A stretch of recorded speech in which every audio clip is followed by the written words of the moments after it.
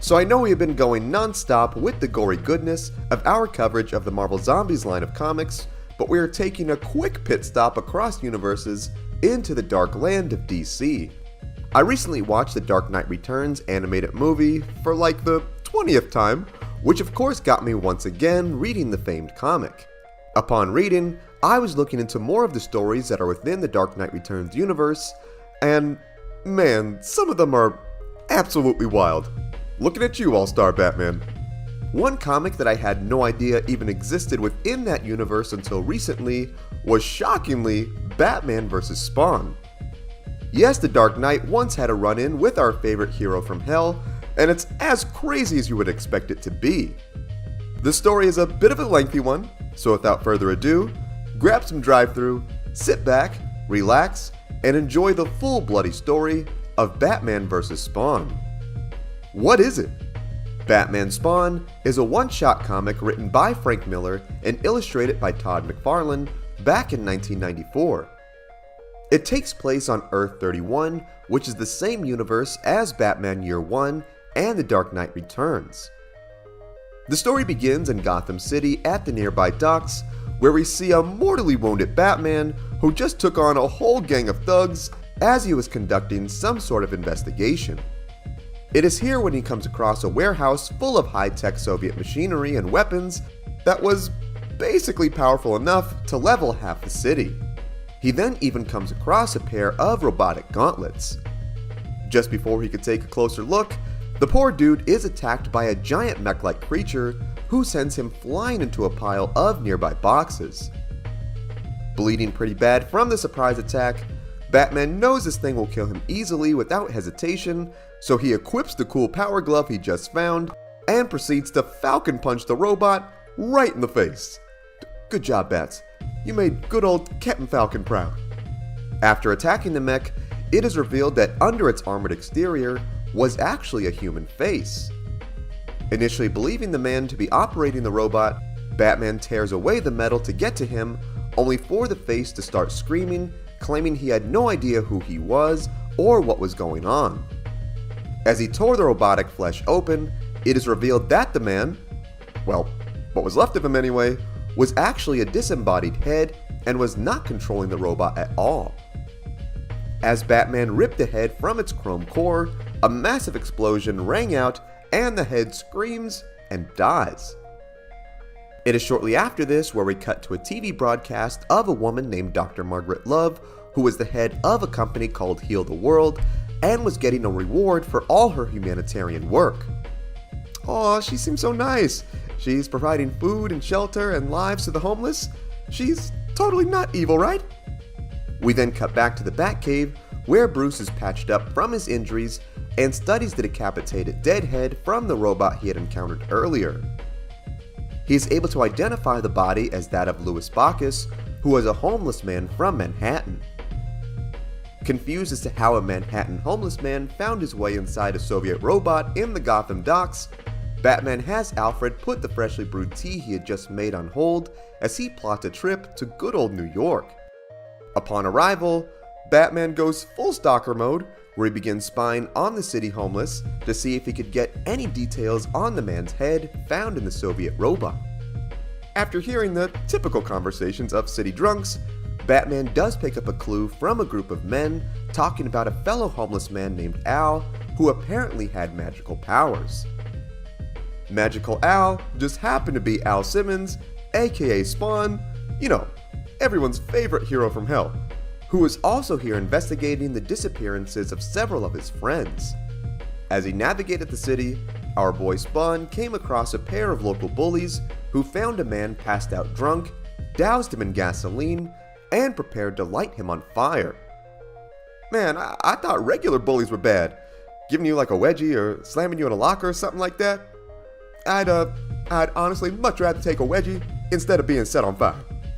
As the morons lit their match, the pair was in horror as the flames magically came towards them instead of their victim. As they ran from the blaze, they then ran smack into Spawn, who had no patience for such evil deeds, and legit sent the men straight to hell. As the dudes screamed their way to eternal torment, this then caught the attention of Batman, who just happened to be nearby. Confronting Magic Al, the Dark Knight then attacked the fellow hero, believing him to be a cold-blooded murderer. Maybe hot-blooded. Nothing cold about hell, folks. The Dark Avengers then battled it out in a nearby alley, both exchanging some pretty sweet hits in on each other.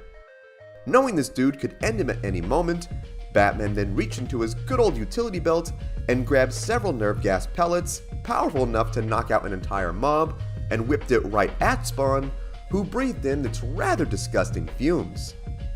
As the hellish hero nearly passed out from the gas, he then activates a cheat code of his own, where he uses his magic to strengthen himself and beats the snot out of Batman. Winning round 1 of their fight, Spawn tells the Dark Knight not to come back and that this was his turf, only for Batman to tell him that he would be back and that he let him off easy. Spawn says that he showed Batman who was boss, only for him to immediately puke from inhaling all of Batman's gas, and for the Dark Knight's knees to give out, where he blacks out not far away. I feel Spawn on this one, guys. As a kid, I jumped right into a path of one of those smoke bombs people throw on the 4th of July, and I inhaled all that gas, and I also puked. It's not pleasant, guys. Later on, Spawn goes on to investigate one of the supposed homeless shelters ran by Margaret Love. As he explores further into the facility, it turns out that they were serving way more than just food, as he finds himself in a high-tech lab. Before he could snoop any further, he is then attacked by a mech similar to the one Batman encountered before. He uses his power to wreck the thing, and just like Batman, he discovers a severed head inside, except this one is of his missing friend Chuck. A monitor then activates a broadcast where it reveals Margaret Love, the super nice lady behind those rehabilitation centers, was actually a crazy sadistic scientist who was using the minds of the homeless who came into her facilities to power her army of machines. Knowing the truth, Al blows the lab up, ready to go after her for revenge. We then cut back to Batman, who had just finished patching himself up after his battle with Spawn. Having more of a bruised ego than anything, Batman was ready for round 2, where he encountered Margaret at the scene of the lab that Spawn had just destroyed. Not knowing this lady was a demented psychopath, Batman's lust for vengeance grew even darker than normal, where he promised that he would stop the hellish fiend once and for all. As we catch up with Spawn, we see that the man was not quite over that nerve gas Batman had doused him with before, as we still see him puking out his guts. Telling his homeless homies that Batman was an idiot and that he would totally mess him up in a rematch, he then goes to eat those words as we see the Dark Knight, armed with his robotic gauntlet from before, ready to dish out some good old-fashioned justice. Man, this panel is cool. Just look at the delts on this guy. Armed with his glove and some good old-fashioned prep time, Batman lays into Spawn, who is surprised at the might of this mere mortal.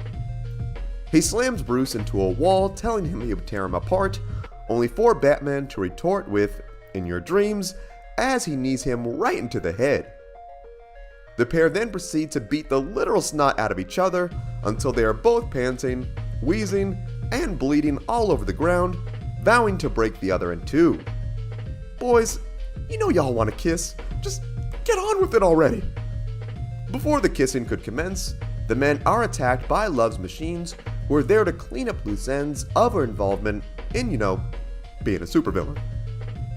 Batman, being severely weakened from the fight, is pinned down by the robots, who then proceed to stab him over and over again as Spawn listens to the man scream out in pain. Not about to let Batman die despite being a total jerk, Spawn uses his magic to blast the robots to bits. He then looks on at Bruce's bloody battered body and knows that there is no way he would survive getting to a hospital in time. He then uses his magic to enter Batman's mind while healing his body to show him the truth of what Margaret had done and that she needed to be stopped. Upon being healed, Bruce, still not too keen on working with this hellish killer, puts their differences aside as they head out in search of Margaret Love. We're then taken to the villain's yacht, where she had gathered a party of some of the most powerful people on Earth, whom she had drugged, and revealed her collection of nuclear warheads. She told the group that her end humanitarian goal to solve world issues would be to straight up just rid the world of people with nukes. Hey Margaret, the undo button is for Word documents and Photoshop, not human life, alright?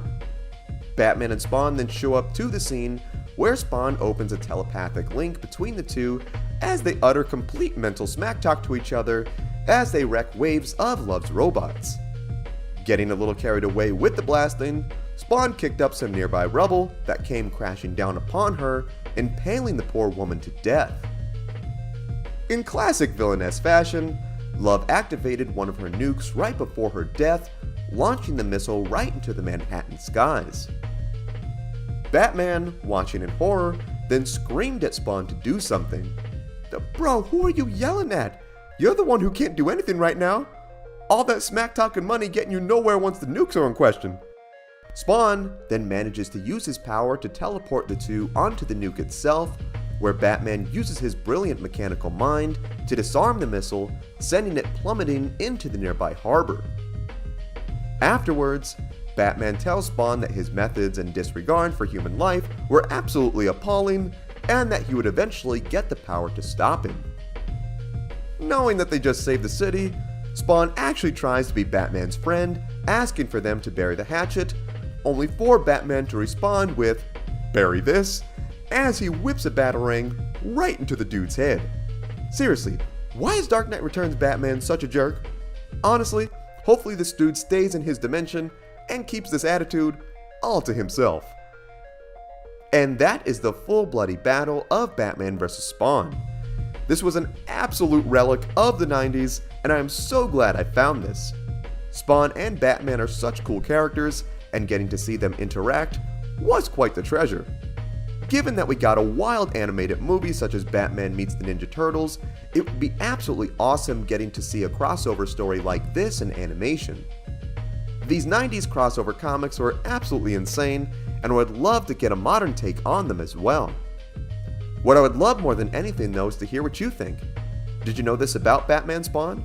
Was there something I missed? What other stories would you like to see us cover? Sound off in the comments. Also be sure to give this video a like if you enjoyed today's content, subscribe to the channel, and tap the bell icon to be notified of all of our latest videos. Thank you so much for watching. If you enjoyed the music in this video, it was all made by my boy Agnes. You can check out his Spotify in the link below. You can also check out our Patreon, also in the link below. Thank you so much for watching. Remember, you are awesome and loved. God bless, and I will see you in the next one.